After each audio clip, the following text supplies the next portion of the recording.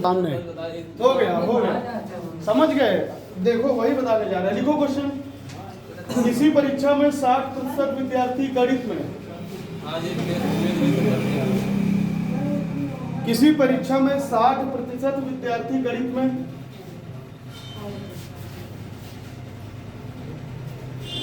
70% अंग्रेजी में, 70% अंग्रेजी में और 50% विद्यार्थी दोनों परीक्षा में, 50% विद्यार्थी दोनों परीक्षा में उत्तीर्ण हुए,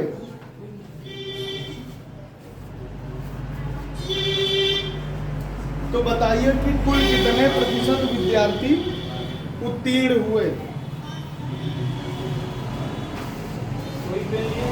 तो बताइए कि कुल कितने प्रतिशत विद्यार्थी उत्तीर्ण हुए।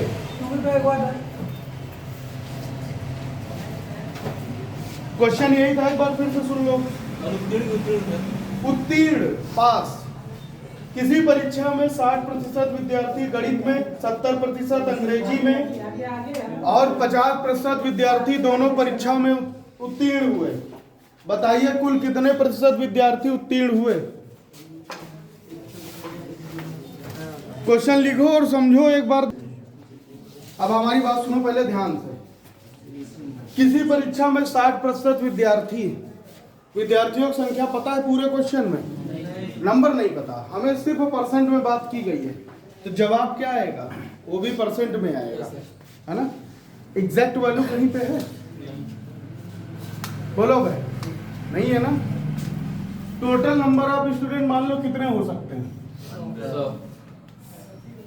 100% ही होंगे ना? 100% ही तो टोटल प्रतिशत होता है, क्यों नहीं? यही होता है।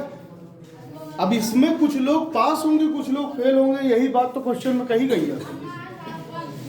यही बात कही गई है ना? इसका सबसे पहली बात क्या उसने कहा है? गणित में 60% विद्यार्थी क्या हुए हैं? अब देखो बात समझो, फिर हम तरीका तुमको सबसे आसान बताएंगे। ये मान लो हो गया मैथ, इसमें कितने हो गए? 60%। ठीक, फिर क्या हो गया? अगला सब्जेक्ट अंग्रेजी में कितने? 70%। आगे क्या बात की गई है? और 50% विद्यार्थी दोनों परीक्षा में पास हुए। तो कुछ विद्यार्थी तो कॉमन होंगे, यही ना? 50% क्या हो गए? किसमें? इसका मतलब सही सुन रहे हो। 50% कहाँ पे होगा? बीच में। ठीक, आगे क्या बात कही गई है? दूसरा सब्जेक्ट कौन सा था? इंग्लिश। इसमें कितने थे? 70%। टोटल नंबर ऑफ स्टूडेंट कितने? 100%। उसी में से तो ये अलग अलग सब्जेक्ट हो, दोनों सब्जेक्ट में पास हुए होंगे। अगर हमें पास की संख्या पता है और पास ही बताना है तो क्या बता सकते हो? 50 में से उसमें 10 माइनस, वो 60 माइनस हो जाएगा, 10 आएगा और 50 में 70 माइनस होगा। 50 में कितना होगा? 70 माइनस होगा, तो 30% क्या आ जाएगा? कितना आ जाएगा? शाबाश। जब सारी वैल्यू पास दी हुई है और हमें बताना भी पास है, उत्तीर्ण लोगों को बताना, तो पहले तो हमें फेल के बारे में तो पता करो। Total number of student minus fail वाले स्टूडेंट कितना आ जाएगा? पास वाले। और पूरा डेटा हमारा उत्तीर्ण का है, तो क्या उत्तीर्ण से उत्तीर्ण को निकाल लोगे? हर पॉजिटिव एनर्जी के साथ एक निगेटिव एनर्जी की जरूरत पड़ती है। चुंबक के दोनों छोर की जरूरत पड़ती है, एक पॉजिटिव और एक निगेटिव, प्लस और माइनस। क्वेश्चन में भी वही है, एक प्लस की बात होगी, एक निगेटिव की बात होगी। पर प्लस क्या? पास वाले, और निगेटिव फेल वाले। क्यों? किसी क्लास में कुछ लोग पास होते हैं या कुछ लोग फेल होते हैं। भले कोरोना की वजह से पेपर ना देना पड़ा, फिर भी कई लोग फेल हुए हैं। होता है ना? 100% पास होना वो एक एक्सेप्शनल केस है। समझ में आ रहा है कि नहीं? इतनी बात समझ में आई कि नहीं कि पास और फेल कुछ तो होगा। अगर 60% मैथ में पास हैं तो फेल कितने प्रतिशत होने चाहिए? 40%। और 70% इंग्लिश में पास है तो फेल कितने होंगे? 30%। अगर दोनों में 50% पास में मिला के तो फेल कितने होंगे? इतनी बात समझ में आ रही है? ये क्या डेटा आ गया? फेल वाला डेटा आ गया। और टोटल नंबर ऑफ स्टूडेंट कितना? 100%। ठीक, इतनी बात समझ में आ रही? अब टोटल जो फेल हुए थे और पास हुए थे दोनों का एक ही है, 1:1 में 50% 50% बराबर है। जो टोटल ये वाले हैं इसको सारे स्टूडेंटों के साथ जोड़ दो, क्योंकि ये तो कॉमन है। पहले बात सुनना, हम समझाएंगे जरूर, पहले इतनी बात सुनते चलो। प्लस के 50%, ठीक, दोनों में उत्तीर्ण कॉमन है ना। फिर क्या करोगे? अनुत्तीर्ण माइनस 40%, फिर अनुत्तीर्ण माइनस 30%। इसको जोड़ो, ये कितना हो गया? 150 क्यों आया इसको समझो। 150 इसलिए आया क्योंकि दोनों में कॉमन है। तो ये 100 के ऊपर संख्या अगर लोगे तो इसको 100 के ऊपर मान के चलो। ये दोनों में कॉमन 50% था ना, तो 150% इसको लिख लो। जो कॉमन होगा उसको हमेशा जोड़ लेना नंबर ऑफ स्टूडेंट के साथ, उसको जोड़ना पड़ेगा। फिर ये 40-30 कितना हो जाएगा? 70%। कितना आ जाएगा? 80% क्या? पास। अब एक बात जो हम कह रहे हैं उसको लिखो पहले कॉपी में, तब समझ में आएगा। उसको लिखना जरूरी है, उसको लिख लोगे तब तुम्हें समझ में आ जाएगा। वैन आरेख हो ये सब, इन सब की जरूरत नहीं है। परसेंटेज ऑफ पास स्टूडेंट, उत्तीर्ण छात्र, बराबर 100 क्या? Total student minus first subject में। अपने हिसाब से लिख लेना, हम अपने हिसाब से लिख रहे हैं। फर्स्ट सब्जेक्ट में फेल परसेंटेज, ठीक, ये माइनस है। फिर आगे इसमें लिखो, जगह नहीं इसलिए यहां लिख रहे हैं माइनस। सेकेंड सब्जेक्ट में फेल प्लस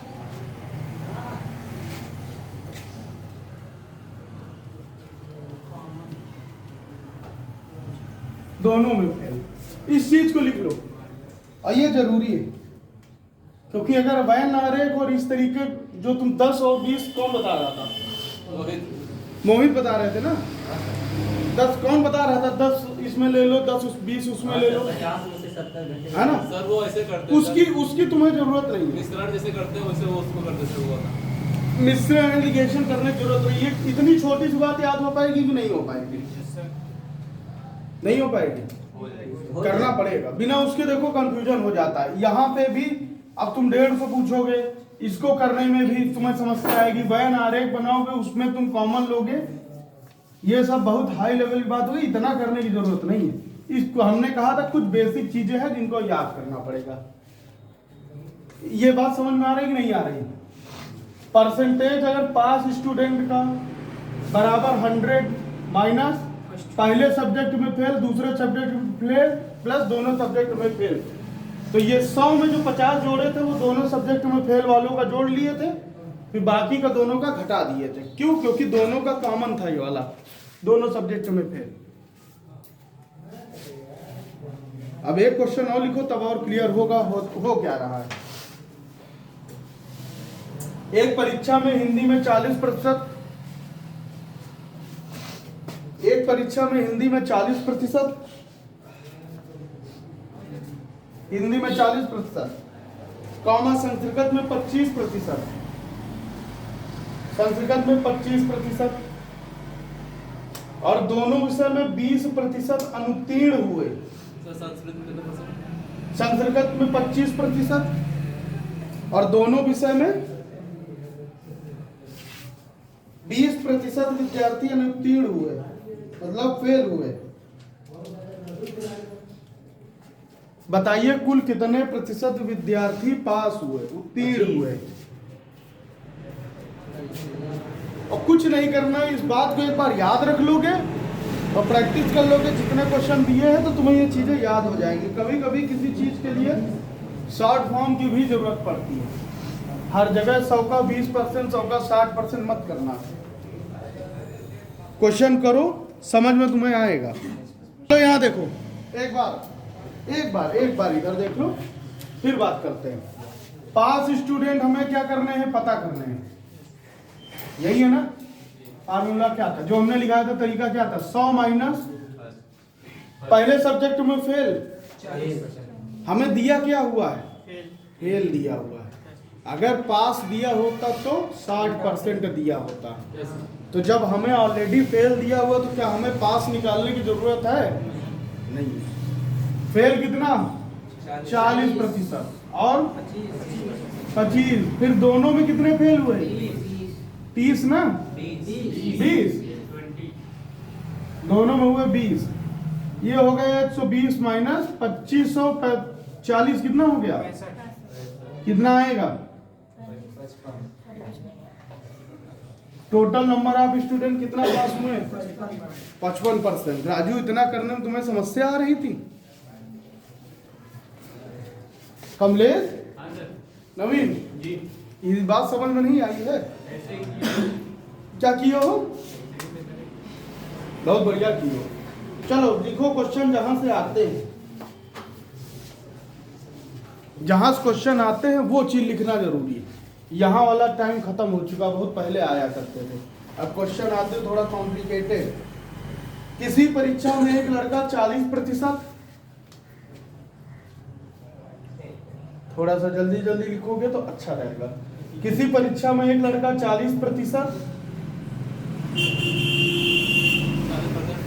तथा दूसरा लड़का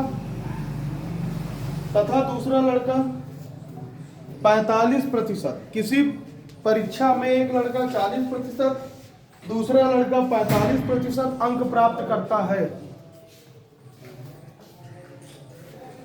एक लड़का 40% और दूसरा लड़का 45% अंक प्राप्त करता है। दोनों लड़के उत्तीर्ण होने के लिए दोनों लड़के उत्तीर्ण होने के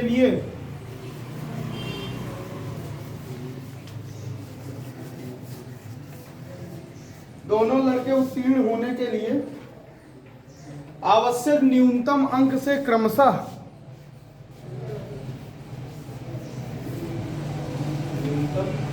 न्यूनतम अंक से क्रमशः 35% हो 35,60 अंक अधिक पाते, प्रतिशत नहीं अंक, 35,60 अंक अधिक पाते हैं। 60 6 और 0 चेतन 60, समझे? न्यूनतम अंक से 35,60 अंक अधिक पाते हैं, 35,60 अंक अधिक पाते हैं। परीक्षा का पूर्णांक ज्ञात कीजिए। क्वेश्चन यहां से आते हैं। आप सब लोग एक बार समझ लो, फिर अगला क्वेश्चन देंगे तो नहीं समझाएंगे। कोई एक अपने पड़ोसी को, अब पहले यहां देखो, कोई पेपर होता है, कोई परीक्षा हुई, उसमें चाहे जितने लोग बैठे, पासिंग मार्क एक ही होता है ना, क्यों? 33% पासिंग मार्क अगर 100 में है तो किसके लिए, सबके लिए बराबर है। यही बात है ना। इस परीक्षा में भी जो ये क्वेश्चन है, इसमें जो परीक्षा हो रही है उसमें भी पासिंग अंक सबके लिए क्या होगा, बराबर होगा। लड़के कितने, 2 की बात की जा रही है, एक कितना % अंक प्राप्त किया और दूसरा 45%, और ये पासिंग अंक से कितना ज्यादा प्राप्त किया, 35। तो भाई साहब ये जो 40% अंक प्राप्त किया है, तो जाहिर सी बात है पासिंग अंक जो है, पासिंग जो मार्क्स होंगे वो 40% से कोई तो प्रतिशत नीचे होगा, तभी तो 35 नंबर वो ज्यादा हो रहा है। क्यों? अगर हम कहे थे 33 नंबर पासिंग है और तुम नंबर पाए हो 40, तो तुम्हारा कितना ज्यादा हो गया पासिंग से, 7 नंबर तुम एक्स्ट्रा पाए हो ना, यही बात है ना। अगर 33% है पासिंग मार्क, तुम 60% नंबर पा रहे हो तो ज्यादा ही पा रहे हो ना पासिंग से। और हमें बात किसकी करनी है? पासिंग की। हमें निकालना क्या है? पूर्णांक, टोटल मार्क्स, यही निकालना है ना। तो जो पूर्णांक होता है उसी में से तो कुछ ना कुछ प्राप्त होता है। अगर 100 नंबर का पेपर है तो उसी में से 33 पाओगे, 50 पाओगे, 40 पाओगे, 60 पाओगे, यही पाओगे ना। हमें क्या पूर्णांक पता है? नहीं पता है तो क्या करोगे? x मान लो, y मान लो, z मान लो, a मान लो, b मान लो, c मान लो, ये तुम्हारी मर्जी, कितना अच्छा मान लो। ठीक, ये क्या कर लोगे? x का 40% बटे प्रतिशत हटा दो, क्या आएगा? 100। इतनी बात समझ में आ रही है? क्यों? अब बीच में थोड़ी जगह छोड़ो, बराबर x का कितना 45% था, प्रतिशत हटाए कितना हो जाएगा? 100। क्या ये दोनों बराबर हैं? अभी नहीं बराबर हुए। अब न्यूनतम पासिंग मार्क्स, जो पास करने वाले नंबर है, इतने नंबर पा जाओगे तो तुम पास हो जाओगे। अगर हम उसको कर लें, ढूंढ लें, तो हमारा पूर्णांक निकल सकता है कि नहीं निकल सकता? उसको इसलिए ढूंढना जरूरी, जब ढूंढ लोगे तो दोनों लड़कों के लिए पासिंग मार्क सेम हो जाएगा। और यही होता है, एक एग्जाम में एक ही पासिंग मार्क होता है। ये नहीं होता है कि बार हो गया, एक का 33, एक का 40, एक का 45, ये इतने पाएंगे जितना होगा। एक ही परसेंट पासिंग होता है। अगर कहा गया 100 में 40% के ऊपर नंबर पाने वाले पास हैं, तो फिर चाहे 50 लड़का पेपर दे, 100 में 40% के ऊपर वाले ही पास होंगे। और सबका पासिंग मार्क कितना होगा? 40 ही होगा। वही बात इसमें भी तो कही गई, पासिंग मार्क अब हमें जो है बराबर करनी। ये पहला वाला लड़का न्यूनतम पास अंकों से कितना ज्यादा पा रहा? 35।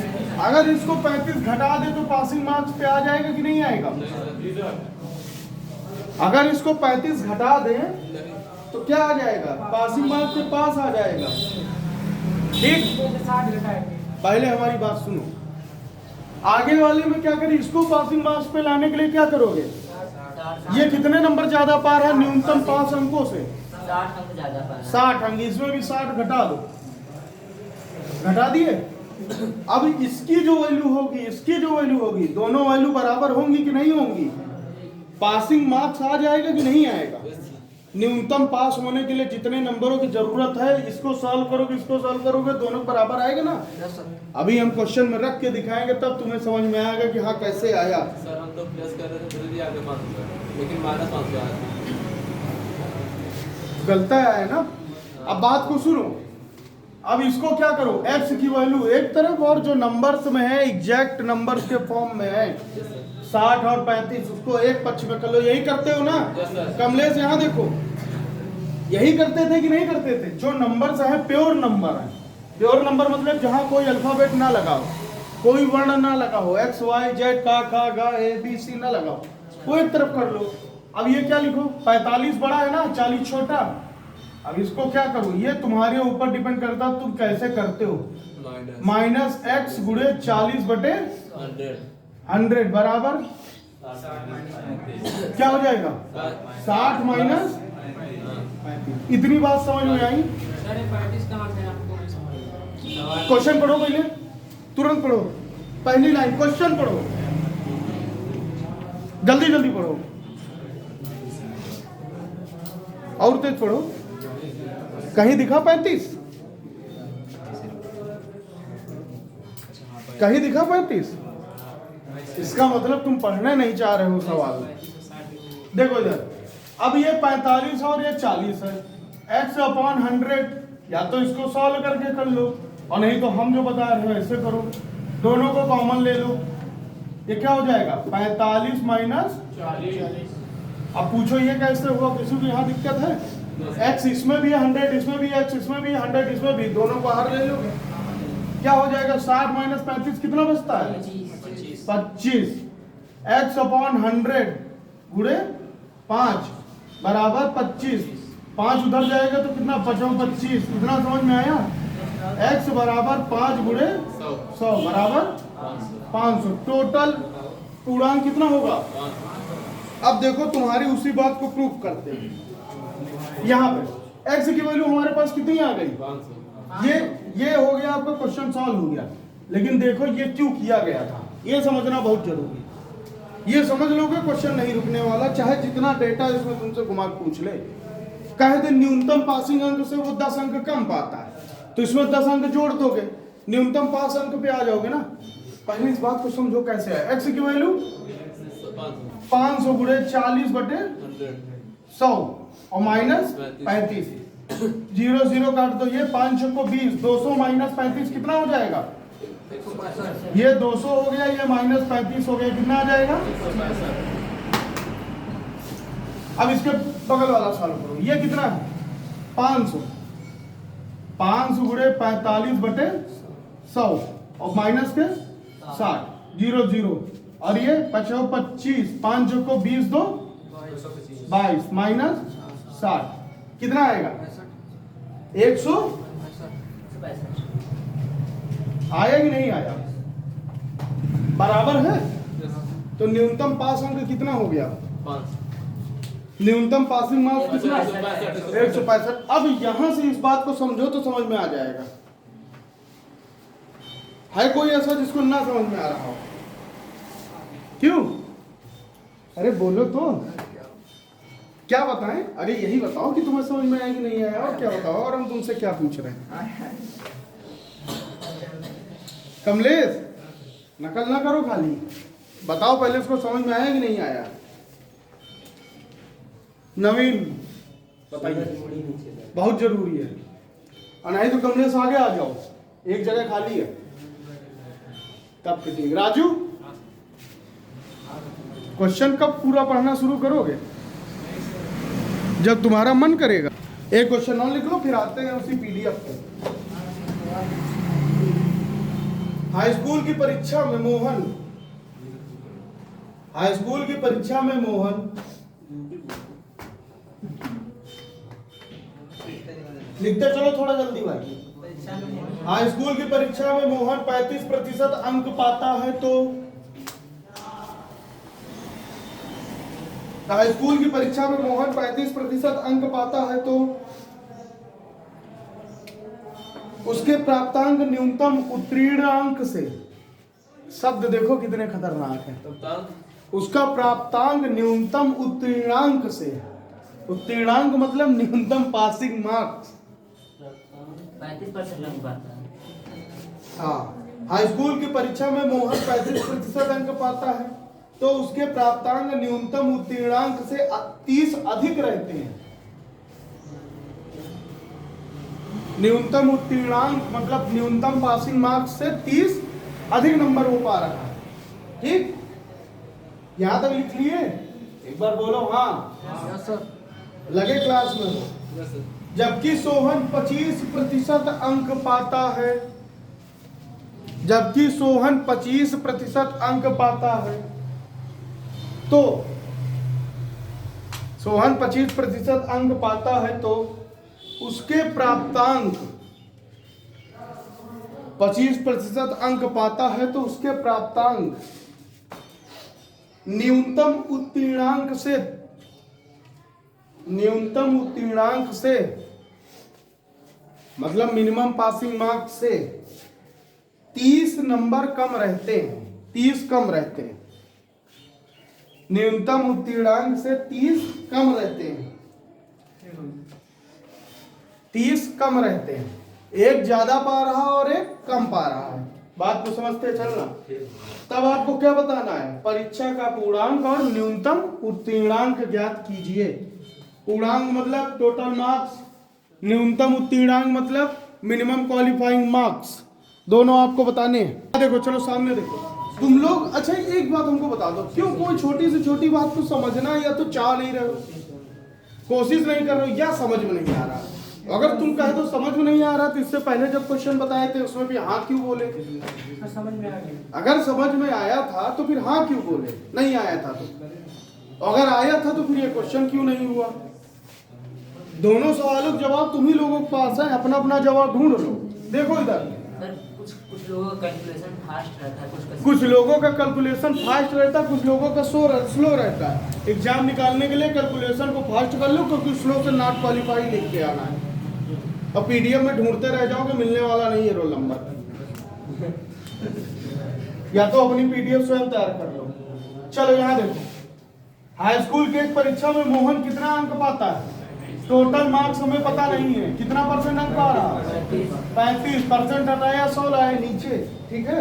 अगर परसेंट लगाना होता है तो गुणे में 100 होता है, परसेंट हटाना होता है तो नीचे 100 आता है। बात को समझो।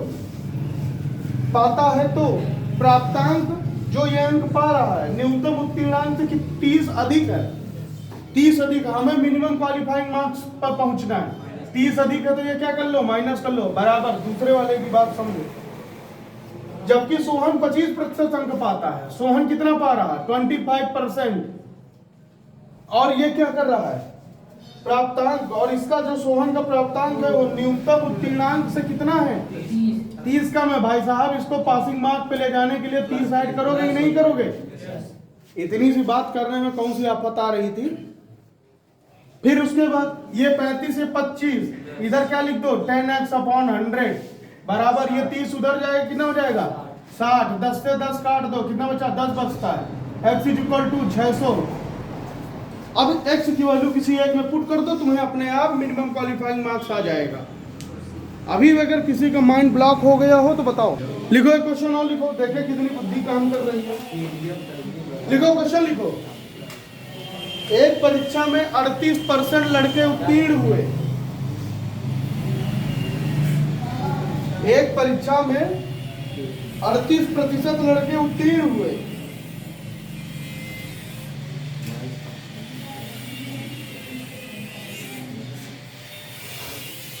एक 190 लड़के अनुत्तीर्ण हुए। 190 लड़के अनुत्तीर्ण हुए। एक परीक्षा में 38% लड़के उत्तीर्ण हुए। यदि 190 लड़के अनुत्तीर्ण हुए तो ज्ञात कीजिए कि परीक्षा में कुल कितने लड़के सम्मिलित थे। तो ज्ञात कीजिए कि कुल कितने लड़के परीक्षा में सम्मिलित थे आना चाहिए। अब एक बार लास्ट क्वेश्चन है इस पूरे टॉपिक का, इसके बाद फिर जो पीडीएफ दिए हैं, चिल्ला रहे हो पीडीएफ उसी बात है। पहले बात को समझो, क्या कहा गया? 38% लड़के क्या हो गए? उत्तीर्ण हो गए। Number of student total 100%। कितने पास हो गए? 38 पास हो गए ना, यही बात है। तो कितने फेल होंगे? कितने फेल होंगे? ये क्या हो गए? फेल। हमें संख्या किसकी दी हुई है? फेल की दी हुई। कितनी दी हुई है? 190 दी हुई है। ये एग्जैक्ट नंबर है। 62% का 90%, 62% का निकाल लो। 190 62% बराबर 1% बराबर 190 बटे 62। इतनी बात आ गई। क्या हमने पूछा है? कुल विद्यार्थी। 1% की वैल्यू जो आएगी वो 100% बराबर 190 गुणे 100 बटे 62। यही एग्जैक्ट क्या आएगी आपकी? कुल स्टूडेंट। अगर इसी में कहा जाए पास स्टूडेंट तो 1% की वैल्यू कितनी आई थी? 190 बटे 62। तो 38% कितना होता है? 190 बटे 62 गुणे 38। पास वाले लोग, फेल वाले लोग ऑलरेडी पता थे। कुल लोग सब पता चल गए कि नहीं पता चल गए? क्यों? देखो, चलो इधर सुनो, इधर हो गई सबकी चर्चा। 13वां क्वेश्चन है। उसका जो पहले पीडीएफ परसेंटेज है उसमें था किरण वाला था। पहला वाला जो है दूसरी किताब का, दूसरा वाला किरण का। किरण का नहीं, पहला वाला। किसी चीज की कीमत 60% बढ़ जाती है। बात को सुनो, जो लोग ग्रुप में नहीं है उन लोगों को जोड़ दिया जाएगा, तभी क्वेश्चन मिल पाएगा। बात को सुनो, किसी चीज की कीमत 60% बढ़ जाती है, ठीक? तदनुसार उसके उपभोक्ता को उसके उपभोग में कितना प्रतिशत कमी करनी पड़ेगी ताकि उसका खर्चा ना बढ़े। क्या समझ में आ रहा है इस बात से? क्वेश्चन यही है, किसी चीज की कीमत 60% बढ़ जाती है, ठीक? तदनुसार उसके उपभोक्ता को उसके उपभोग में कितने प्रतिशत कमी करनी पड़ेगी ताकि उसका खर्च ना बढ़े। अब बात को समझा दे तो उसमें उपभोक्ता उपभोग में परेशान हो गए होंगे। यही क्वेश्चन आता है। मान लो कोई सामान है, क्वांटिटी कम किया है ना सर। उसकी कीमत कितनी, 100 रुपया। पहले बात को सुनो फिर बताए क्वांटिटी कम है ज्यादा। पहले कोई भी सामान है, मान लो उसकी कीमत 100 रुपया है, ठीक। 60% बढ़ेगी तो कितनी हो जाएगी, तो बढ़ाओ कितनी हो गई, 160। यही है ना। आगे क्या दिया है, तदनुसार उसके उपभोक्ता, इस सामान का उपभोक्ता मतलब मैं या तुम या कोई और को उसके उपभोग में मतलब इसके यूज में, इस जो 100 रुपए जो सामान लिए थे इसके यूज को कितना प्रतिशत कम कर दिया जाए कि क्या खर्च ना बढ़े। पहले अरे आंसर ठीक है भाई, आंसर ना बताओ, पहले क्वेश्चन समझो। 100%, 100 रुपया कोई सामान, मान लो चीनी ले रहे हो, फिर वही चीनी तेल ले लो, नहीं ले लो, सरसों का तेल 200 रुपया लीटर आज की डेट में। पहले कितना था, 120। कितना बढ़ा है, 80। यहाँ से यहाँ तक इसको आने के लिए 80 रुपया बढ़ा, ठीक। अब जिस घर में 2 लीटर तेल लगता रहा होगा, तब लगता रहा होगा कितना, 240 रुपया खर्च होता रहा होगा 2 लीटर में। आज की डेट में कितना होगा, 400। यही बात है ना। अब बात को बहुत ध्यान से समझ रहा है, इस चीज को समझ लो कि इस तरह क्वेश्चन गलत नहीं होने वाले। अब वो कह रहा है कि पैसा हमारे पास 240 रुपया है, दाम भले इसका चाहे जितना बढ़ जाए, अब हमें खर्च को कैसे कंट्रोल करना है, जो हमारा खर्च है उसको कैसे कंट्रोल करना है कि ये 400 के बॉर्डर को ना छुए, ये 240 रुपया में ही मेरा काम हो जाए, क्योंकि मुझे तेल के लिए सिर्फ घर से 240 रुपया ही मिला। अगर तुम्हारे पास 240 में 2 लीटर तेल आता था किसी टाइम में, ठीक, तुम उसको खूब बढ़िया पकड़ी उकड़ी बना के यूज कर डाले। आज की डेट में वो तेल हो गया 400 रुपया में 2 लीटर, है ना। अब घर वाले कहें कि नहीं तुम बाहर कमरा लेके रह, हम देंगे तुमको 240 रुपया, तब तुम क्या करोगे, तब तुम क्या करोगे, तेल कम यूज करोगे, है ना। तो जो तेल कम यूज कर रहे हो उसी का परसेंट निकालना है कि खर्च में कितने प्रतिशत की कमी कर दे। इस वैल्यू को 400 को 240 में लाने के लिए नीचे आना पड़ेगा ना, कमी करनी पड़ेगी ना, अपने खर्च में कटौती करनी पड़ेगी ना। अगर आपके महीने का खर्च मान लो 1000 रुपया, ठीक, महंगाई बढ़ जाए, खाना पीना रहना सब मिला के आपका खर्च 1500 रुपया आने लगे, तो कुछ तो हमारी बेसिक जरूरतें होती है, जैसे कमरे पर रहना उसका किराया देना ही देना, कटौती कहाँ करोगे, खाने पीने में किसी और चीज में करोगे, यही है ना। क्यों, घूमने टहलने में बंद कर दोगे। तो यहाँ वही चीज क्या कही गई है, इस चीज में कितनी कटौती की जाए कि खर्च कम कर दिया जाए, कितने प्रतिशत, मतलब हमारे खर्च को कम करने की बातें कह रहा है। यहां से बात समझ में आई क्या बात कह रहा है क्वेश्चन, क्यों राजू। अगर यहां से क्वेश्चन में क्या कह रहा है ये बात ना समझ में आई हो तो अभी बता दो। इन दोनों का अंतर कितना, पहले रेट 100, दोबारा रेट 60, अंतर कितना 60। फिर किसकी बात कही जा रही है, क्वेश्चन देखो, तदनुसार उसके उपभोक्ता को उसके उपभोग में कितने प्रतिशत की कमी की जाए, 60 ऊपर। क्यों, क्योंकि दोनों का अंतर है। अब बेस हमें ढूंढना है कि हर में क्या आएगा प्रतिशत निकालने के लिए। ये बात तो सबको पता है कि जब वॉल्यूम है प्रतिशत के लिए 100 कर दोगे, ये तो सबको पता है प्रतिशत लगाने के लिए। अब हमें मेन मकसद हमारा क्या होता था, बेस ढूंढना, नीचे क्या आएगा। और नीचे क्या आता था, किससे, जिस चीज से कोई चीज की बात की जाती है वही हमेशा हर में होता है, यही बात बताए थे। अब हमें आज के रेट की बात की गई है ना, जो कमी ज्यादा कम ज्यादा करना हो वो यहीं से करना होगा ना। ये तो कल की बात थी, कल की बात से क्या डेटा कैलकुलेट होता है? आज के दौर पे बात करनी। तेल का रेट आज 400 है ना, आज हम कितने लीटर कितने मिलीलीटर कम यूज करना शुरू कर दें कि हमारा खर्च 240 रुपये से 1 भी रुपया ऊपर ना जाए। भाई कल के डेट में 120 था तो हम तो खूब 82 से यूज कर रहे थे 2 लीटर। लेकिन अभी क्या बात आई? अभी बात हमारी आई है 400 रुपये लीटर हो गया, 2 लीटर तेल। अब हमें यहाँ खर्च कम करना है और आज की डेट में कम करना है। तो आज की डेट में कितना?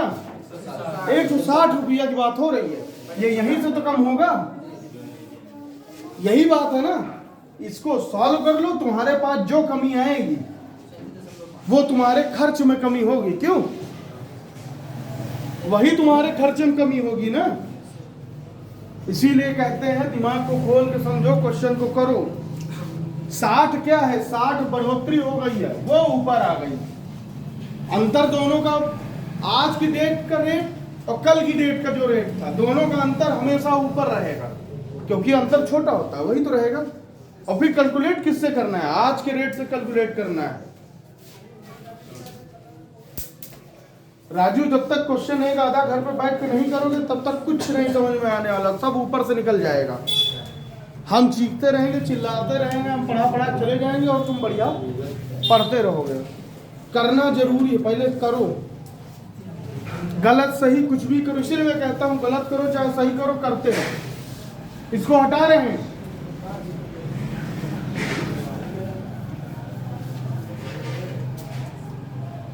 हो गया? और क्वेश्चन कौन सा था? 21 भी बता। कौन सा क्वेश्चन? 21वां क्वेश्चन 21 कौन पूछा है? आप ठीक देखो, क्वेश्चन 21वां क्या है, पहले सब लोग सुन लो। जिसको लिखना है लिख लेगा। एक व्यापारी एक गलत तराजू के माध्यम से, जिसको लिखना है वो लिख लेगा। राजू, तुम्हारे पास ना पीडीएफ है ना तुम्हारे पास प्रिंट आउट है, तो कम से कम क्वेश्चन जो बोल रहे हैं चीख रहे हैं उसको लिख ही लो। एक व्यापारी एक गलत तराजू के माध्यम से, सर 21 नहीं 23 है। अब इस क्वेश्चन को लिखो तब 23 की बात करना। एक व्यापारी एक गलत तराजू के माध्यम से वस्तुओं को खरीदते समय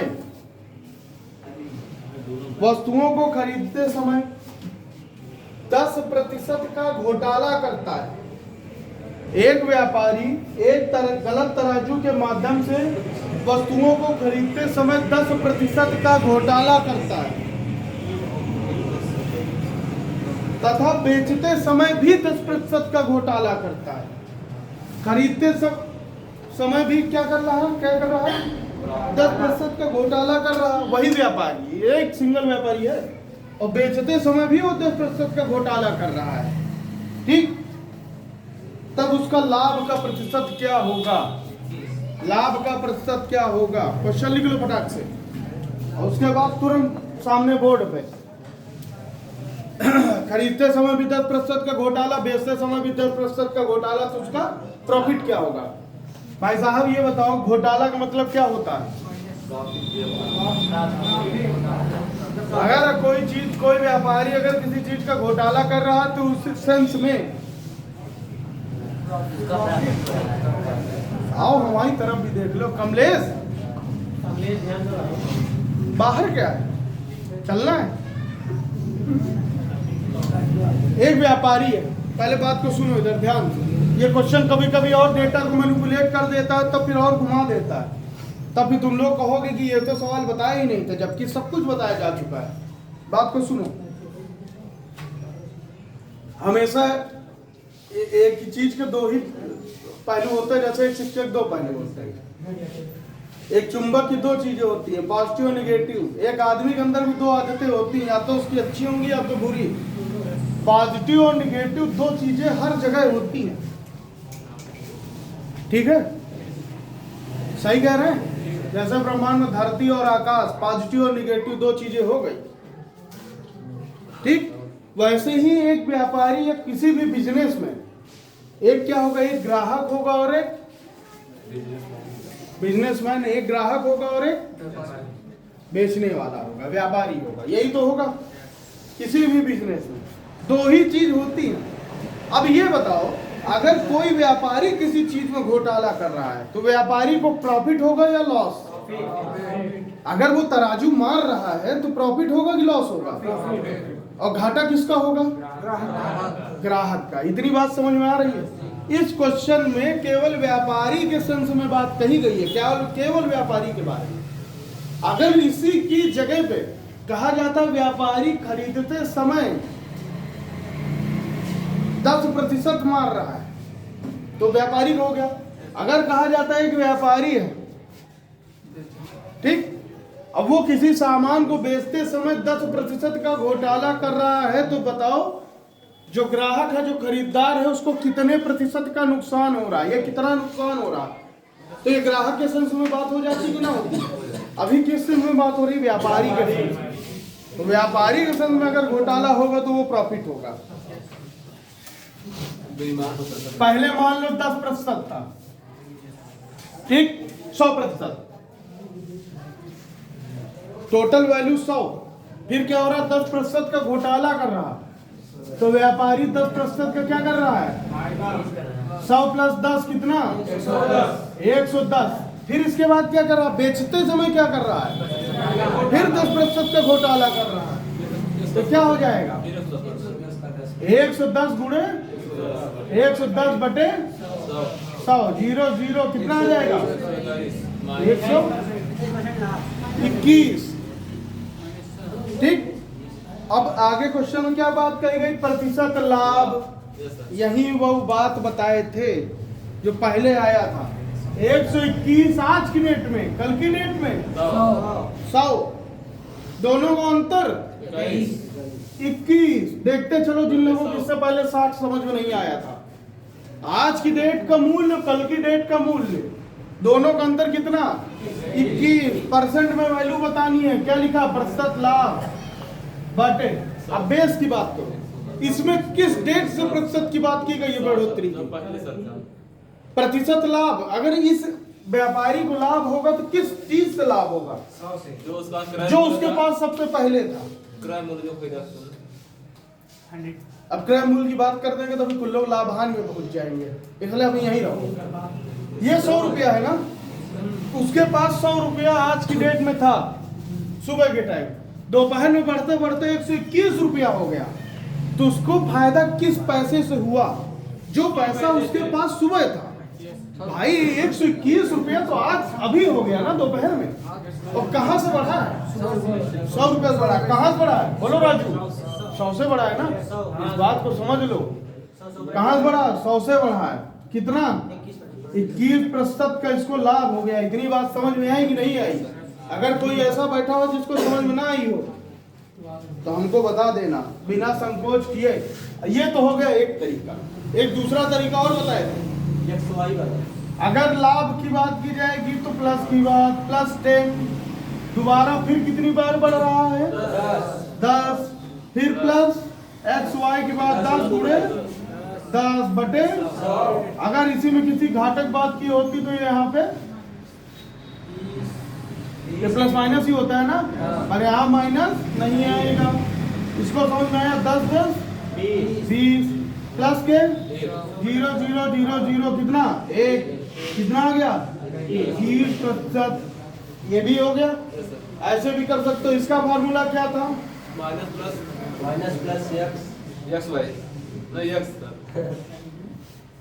कुल लाभ प्रतिशत हानि। अरे जो भी तुमको इसको समझना है इस पक्ष में लिख लो। फिर क्या लिखोगे? Plus minus x plus minus y plus minus x y upon 100। ये भी बात की गई थी ना, ये फार्मूले बात की गई थी कि नहीं की गई थी? इसीलिए हमने इस मोबाइल के स्क्रीन को उस तरफ कर दिया है जिसको ना दिखे बीच में, उसको यहाँ शायद थोड़ा बहुत दिख सकता है, नहीं दिखेगा? तुम जब समय से नहीं आओगे, तुम्हारी सीट हमने स्पेशली चुन के रखी हुई है, तो हम तुमको कल बताएंगे कहाँ तुमको। चलो इधर देखो, 23वां क्वेश्चन। जो लोग नहीं है वो लिख लें। एक संख्या पहले 20% कम हो जाती है, एक संख्या पहले 20% कम हो जाती है, फिर इस कम हुई संख्या में 20% की वृद्धि की जाती है। एक संख्या पहले 20% कम हो जाती है, फिर इस कम हुई संख्या में 20% की वृद्धि की जाती है। यहां तक लिख लेना। जो परिणामी आएगा उसमें फिर परिणामी संख्या मूल संख्या से 20 कम है। यस सर, पूछ रहे हैं। एक संख्या पहले 20% कम की जाती है, फिर इस कम हुई संख्या में 20% की वृद्धि की जाती है। फुल स्टॉप, पूर्ण विराम। परिणामी संख्या मूल संख्या से 20 कम है। परिणामी संख्या मूल संख्या से 20 कम है, तो मूल संख्या क्या होगी? मूल संख्या मतलब बेसिक नंबर, जो बेस नंबर है, वो क्या होगा? जब पढ़ लो, अच्छा लगेगा पढ़ के। एक संख्या पहले 20% कम की जाती है। अब या तो x वाले से बता दें और या तो 100 वाले से बता दें। पहले देखो 100 का तरीका, फिर देखो x का तरीका। ठीक, इसको आधा आधा कर लो, फिर तुम्हारी मर्जी, जिससे हो लगाने की उससे लगाना, जो तुमको आसान लगे, जो तुमको सही लगे और जिसमें टाइम कम लगे। मान लो संख्या हो गई कितनी? 100। जब कहते थे जब कुछ ना पता हो तो या तो x मान लो और परसेंटेज में या तो 100 मान लो। 100 इसलिए क्योंकि 100 के गुणज में जो 100 का गुणा होता है उसको भाग गुणा करना बहुत आसान होता है। ठीक, क्योंकि इधर 1 होता है, बाकी 2 जीरो होते हैं। जीरो का चाहे जहां गुणा कर दोगे जीरो ही बढ़ेगा, तो 1 का चाहे जिस संख्या से गुणा कर दोगे वही संख्या आएगी, इसलिए 100 करते हैं। ठीक, पहले संख्या में क्या की जाता है? 20% की कमी, तो 100 माइनस 20 कितना? 80। इतनी बात समझ में आ रही है? फिर 20% की वृद्धि। अब 20% की वृद्धि किससे की जाएगी? राजू, नहीं बढ़िया बढ़िया, ऐसे बोलो, लगे तो कुछ है, बोलो। अब 20% किसमें बढ़ेगा? कमलेश बताओ, किसमें बढ़ेगा? खाना नहीं खाए क्या? 20% किसमें बढ़ेगा? हाँ, तो ऐसे बोलो। 80 में 20% कितना? बटे कितना हो जाएगी ये वैल्यू? 96। मतलब यहाँ 20% बढ़ा है, अभी वैल्यू कितनी आई? 96। और क्या लिखा आगे क्वेश्चन में? परिणामी संख्या मूल संख्या से 20 कम है। ये पता क्या है? ये परिणामी संख्या। परिणामी मतलब परिणाम आने के बाद वाली संख्या। इतनी बात समझ में आ रही है? और ये क्या है हमारी? मूल संख्या। अब यहाँ बात को समझो, इन दोनों का अंतर कितना है? 4 का अंतर है। अरे नंबर में बताओ कितना है? 20। इन दोनों का अंतर कितना? 20। और इसका और इसका अंतर कितना परसेंट में? कितना परसेंट? ये बात समझ में आ रही नहीं? भाई साहब, ये मूल संख्या है, परिणामी संख्या में अंतर कितना? 4% का। 4% का अंतर है कि नहीं है? कमलेश, है कि नहीं है? राजू, 4%। 4% बराबर 20, तो 1% बराबर 20 बटे 4। कितना? 5। 1% बराबर 5। अब मूल संख्या कितनी? 1% बराबर 5, तो 100% बराबर 5 गुणे 100। कितना? 500। परिणामी संख्या कितनी? 96 इंटू 5 कर लो, वो आएगी आपकी परिणामी संख्या। इतना समझ में आया? नहीं आया? नहीं आया। और x वाला देखो और उसको समझो। हमें संख्या पता है? नहीं पता। नहीं पता तो क्या माने? x क्या हुआ? 20% कम। 100 माइनस 20 कितना? 20% कम कर दिया। फिर क्या कर रहा है? इसी संख्या को 20% बढ़ा रहा है। कितना हो जाएगा? 120 बटे 100। यही है। इसको सॉल्व करो। 0 0 0 0 और ये कट गया। 12 x इंटू 96 बटे 100। फिर क्या बात कही गई? परिणामी संख्या मूल संख्या से कितना कम? 20 कम, मूल संख्या बढ़ी कि परिणामी? मूल संख्या कितना हो जाएगा? 20। मूल संख्या माइनस परिणामी संख्या बराबर 20। सही बात कही गई। ये इसके नीचे कुछ नहीं है, तो अंश और हर, इसमें हर को बराबर करने के लिए क्या करेंगे? x में 100 को मल्टीप्लाई करेंगे, कितना आ जाएगा? 100x minus 96x upon 100। बोलते चलो भाई 20। ये कितना हो जाएगा? 4x बराबर 20 गुणे 100। 4 पंचे 20, कितना आ जाएगा x की वैल्यू? 500। अब जो तुमको समझ में आए वो करना। ये सही। कौन सा सही? ये सही है ना? ये इसलिए सही है क्योंकि ये परसेंट पे चलते रहो। एक्स वाई में बड़ा कंफ्यूजन। अभी तो 20% बात करी गई, अगर यही तुमसे कह देता 38%, 57%, 69%, तब तो तुम इसको करते ही रह जाते। सही कह रहे हैं ना? डेटा देखो, नंबर बहुत अजीब से होते हैं। अगर कहते 79 तो करते रहो, 79% निकालते रहो, ना कटेगा और ना क्वेश्चन सॉल्व होने देगा। यहाँ पे क्या करोगे? नहीं कट रहा तब भी लिखते चल रहे हो बटे में, आखिरी में 1% की वैल्यू निकाल लोगे, बाकी परसेंट की वैल्यू निकाल लोगे, तुम्हारे पास जवाब तुम्हारा आसानी से आ जाएगा। इसीलिए हमने कहा था जब परसेंट पढ़ाएं तो एक्स वाई मत करना और कोई शॉर्ट ट्रिक का यूज मत करना, सब ऐसे ही है। प्रैक्टिस करते चलो, क्वेश्चन अपने आप समझ में आता जाएगा। 39वां क्वेश्चन लिख लीजिए। यदि एक घन का प्रत्येक सिरा 50% बढ़ा दिया जाए, एक बार सारे टॉपिक फिर से रिवीजन कराना है। यदि एक घन का किनारा 50%, यदि एक घन का प्रत्येक सिरा 50% बढ़ा दिया जाए, यदि एक घन का प्रत्येक सिरा 50% बढ़ा दिया जाए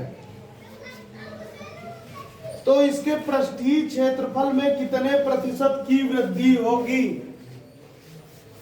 प्रत्येक सिरा 50% बढ़ाया जा रहा है और पूछा जा रहा है इसके पृष्ठीय क्षेत्रफल में कितने प्रतिशत की वृद्धि होगी। जरा हमें सब लोग करके अपनी अपनी कॉपी में आंसर रखना, हम खुद ही आ रहे हैं देखने। पृष्ठीय क्षेत्रफल में कितने प्रतिशत की वृद्धि होगी? 125। अब हम बता रहे हैं क्या किए हो। जितने लोग किए हो सब अपने मन से जो जो पाए वो करके 125 ला दिए। अरे 2-4 लोग एक्सेप्शनल ऑलवेज देयर, एक आधा छोड़ के, बाकी सब 225 ले आओ, 125 ले आओ, लाना है 125 है बस। इसीलिए कहते हैं आंसर ना बोला करो। पहले देखो, पहले बात अच्छा राहुल तुम किए थे ना 225, और जो जो लोग 125 किए, जिससे जितना पूछे बस केवल उतना हमको बता देना, हम समझ जाएंगे कैसे किए हो। सबसे पहले ये बताओ, घन है, इसमें कितनी बार बढ़ेगा? 3 बार। पक्का? कंफर्म? 100% श्योर हो? जिससे पूछेंगे वो सही बताया। क्यों राहुल? कितने प्रतिशत भुजाएं बढ़ेंगी घन है तो? घन में घन कितने डायमेंशन का होता है? घन होता क्या है पहले तो ये देख लो तुम लोग। 125 कसम खा ली हो, बस वही आंसर आ गया है।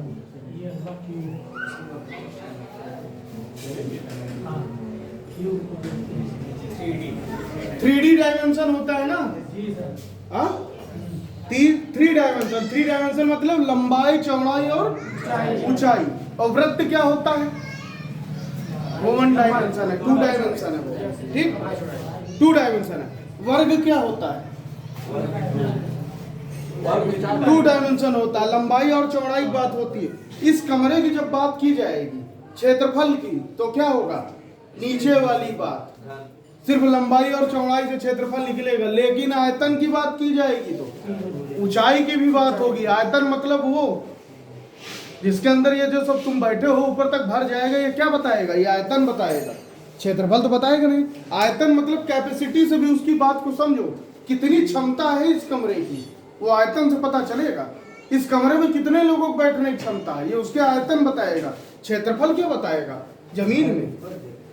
तो 3 डायमेंशन का मतलब क्या हो गया? 3 विमाएं।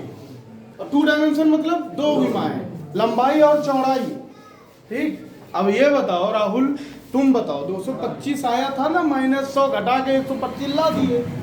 हाँ, यही एग्जाम में भी करना, समझ में आएगा। घन में कितनी बार भुजाएं, अगर एक भुजा बढ़ी है 50% तो कितनी बार वो भुजा बढ़ेगी? क्योंकि घन की तीनों भुजाओं की माप हमेशा बराबर होती है ना। घन का आयतन क्या होता है? लंबाई गुणे चौड़ाई गुणे ऊंचाई। और तीनों की माप कितनी होती है? एक ही होती है। क्या पूछा है? किस चीज का पूछा? पृष्ठीय क्षेत्रफल।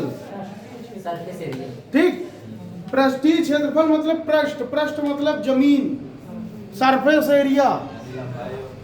अगर यही पूछता कवर्ड सरफेस एरिया तब वॉल्यूम तक पहुंच जाता। वृत्त, अगर क्या बोलते हो, वृत्त क्या बोलते हैं, कौन सा उसका क्षेत्रफल? संपूर्ण पृष्ठ होता है, वक्र पृष्ठ, वो कवर्ड सरफेस एरिया होता है। ये सरफेस एरिया की बात कर रहा, जमीनी, जो जमीन में किस हिस्से की बात कर रहा? ये इस हिस्से की बात कर रहा। इसकी ऊंचाई किसने बात ही नहीं की है? क्यों? जब ऊंचाई की बात नहीं की है तो इस भुजा की माप की कोई जरूरत है? नहीं है ना। उसने सिर्फ क्षेत्रफल की बात की है। जब हमने कहा था जब क्षेत्रफल की बात की जाए तो भुजाएं हमेशा 2 बार बढ़ती है, तो यही कहा था ना। और घन की सारी भुजाओं की माप कितनी होती है? बराबर होती है। ये तो बेसिक सी बात है, जो मैथ पढ़ा है उसके लिए भी, जो नहीं पढ़ा है वो कक्षा 8 तक तो पढ़ा है, इतना तो पता ही है। वर्ग की सारी भुजाओं की माप कितनी होती है? बराबर। लंबाई आयत की अलग अलग होती है, लंबाई की अलग और चौड़ाई की अलग। अब बात को समझो, जब क्षेत्रफल की बात की जाए तो केवल भुजाएं 2 ही बार बढ़ेंगी, क्योंकि क्षेत्रफल में यही तो होता है ना, लंबाई गुणे चौड़ाई होता है। अब ये भुजा मान लेते हैं 100, यही मानते हैं ना। कितना प्रतिशत बढ़ रही है? 50%। कितना हो गया? ये हो गया लंबाई वाली बढ़ोतरी। लंबाई वाली बढ़ोतरी हुई कि नहीं हुई? अब चौड़ाई भी कितनी? मान लो 100, कितना बढ़ेगी? 50। कितना हो गया? 150। क्षेत्रफल क्या होता है? लंबाई गुणे चौड़ाई। 15 कितना हो जाएगा? Double zero. अब जीरो से तुम्हें मतलब नहीं, क्योंकि तुमने 100 माना था। प्रतिशत को लगाना हो तो क्या करोगे? बात करो, हटाना हो तो। अब ये क्या था? 100 था, 225 आज -100, कितना % बढ़ोतरी? ठीक, ये तो हो गई एक बात। और ये आधे लोगों को हो गई दिमाग के ऊपर। ये राहुल वाला, ये हो गया राहुल जो किए थे हम, इसीलिए सबकी कॉपी देखें। वही XY पे आओ। हमने क्या कहा था? लंबाई है, प्लस के बढ़ोतरी हो रही 50, चौड़ाई में बढ़ोतरी 50, प्लस के XY मतलब लंबाई गुणे चौड़ाई 50 गुणे 50 बटे 100, 0 0, 50 50 100, प्लस के 55 25 बराबर 125% टोटल बढ़ोतरी। इतनी बात समझ में आई?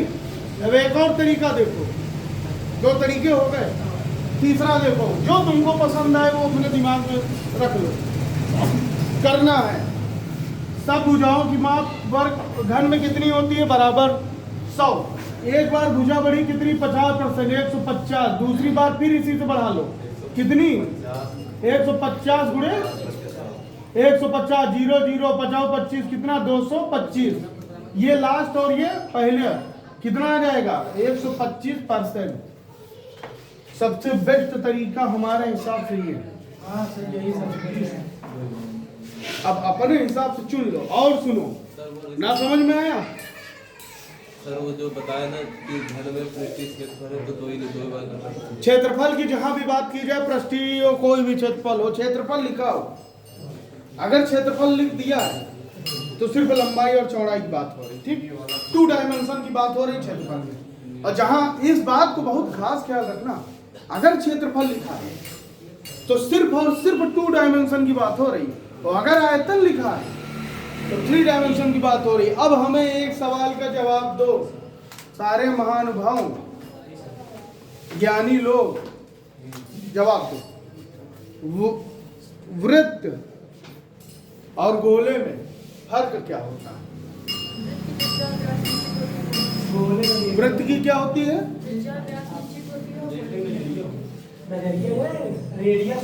वृत्त और गोले में अंतर बताओ। हम 2 डायमेंशन की बातें नहीं कर रहे हैं, अंतर। वाह वाह वाह वाह, सब बात सबसे सही बात इन्हीं की है। वृत्त 2 डायमेंशन होता है। क्यों होता है?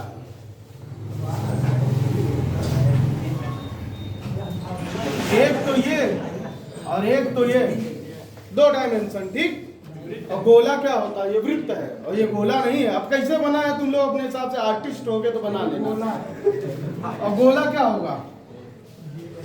और ऐसे कुछ आता है ना, पता नहीं कैसे ऐसे ही कुछ बनता है। उसमें एक ऊंचाई भी होती है और वो भी आर होती है, क्योंकि वृत्त 3 डायमेंशन होता है।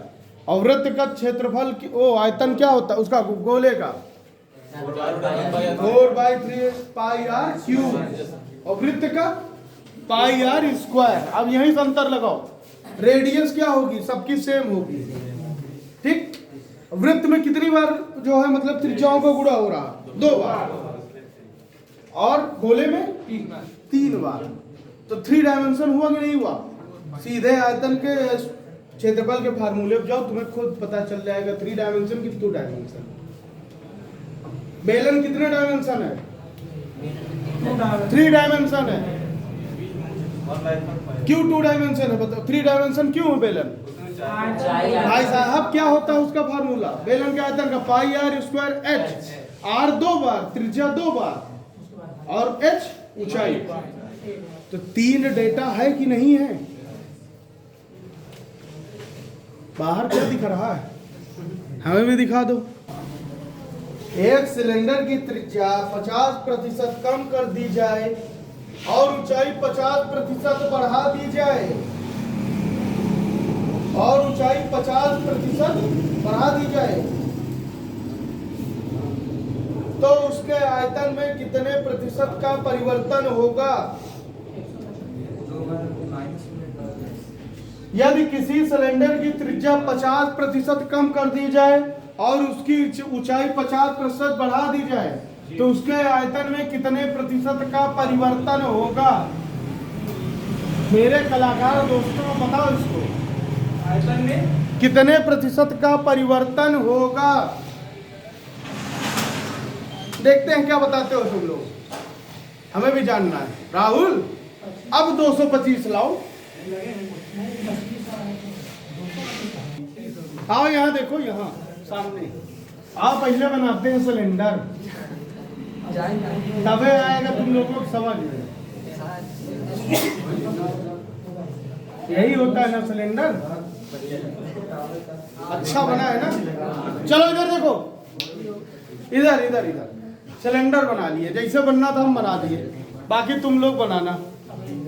सिलेंडर में एक ये होती है त्रिज्या, होती है कि नहीं होती? जब बात करोगे तो फिर कहाँ समझ में आएगा। अब त्रिज्या होती है 2 बार,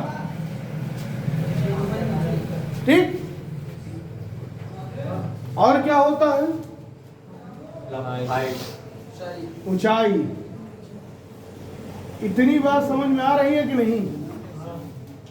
इसका आयतन क्या होता है? पाई आर स्क्वायर एच, ठीक। अब क्या कहा गया है? इस पाई आर स्क्वायर एच को ऐसे भी लिख सकते हो ना, आर गुणे एच। त्रिज्या कितनी बार आई? 2 बार आई ना, और 1 बार हाइट। तो बेलन सिलेंडर 3 डायमेंशन हुआ कि 2? 3 डायमेंशन। और त्रिज्या कितनी बार? 2 बार। और त्रिज्या में क्या कहा गया, क्या हो रहा है? 50% की कमी। -50। फार्मूला देखो वही वाला फार्मूला, क्या वो तरीका था, हर तरीके से बताएं। -50 कमी का मतलब माइनस, और अधिक का मतलब प्लस, फिर -50। और फिर इधर क्या लिखोगे? ये माइनस और ये माइनस, x y/100 था ना, ये भी माइनस में, वाई भी, एक्स भी माइनस में, तो कितना कितना 25 100। इस 0 से 0 काटो, माइनस के 100 प्लस के 25 बराबर कितना -75। यहां तक समझ में आया? क्यों? अब ये आर की बात हो गई कि नहीं हो गई? अभी क्या बचा? हाइट। हाइट क्वेश्चन दिया है ना, ऊंचाई में क्या हो रहा है? 50% की। ये तो कुल बात हो गई आर की, ठीक। अब क्या करोगे? अब इसको क्या करते थे? एक्स समझ लेते थे। परिणामी, पहले परिणामी प्रतिशत को एक्स समझते थे ना। कमलेश मुस्कुरा दिए, अच्छा मुस्कुरा रहे हैं। ये -75 है और प्लस ऊंचाई 50, इसको एक्स मानो और वाई कितना 50% क्या वृद्धि। इतनी बात समझ में आ रही है? इतनी बात समझ में? कमलेश बोलो। राजू, रामालिंगा, समझ में आई? समझते चलो। प्लस 50, ठीक। ये माइनस में, ये प्लस में, क्या हो जाएगा? 75 गुणे 50/100 कितना हो जाएगा? ये माइनस के 25 और ये 50 का 50 2 100 और इसका बताओ 2 तिहाई 6 और 2 14 रुपये 6 10 37.5। ये माइनस के 25 से माइनस के 37.5 वैल्यू 10.5 7 5 12 2 3 2 5 1 6 माइनस के 62.5%। ये क्या है? अगर माइनस में है तो क्या हो जाएगा? 62.5% की क्या हो जाएगी? अगर यहां तक भी किसी को दिक्कत हो तो बताओ।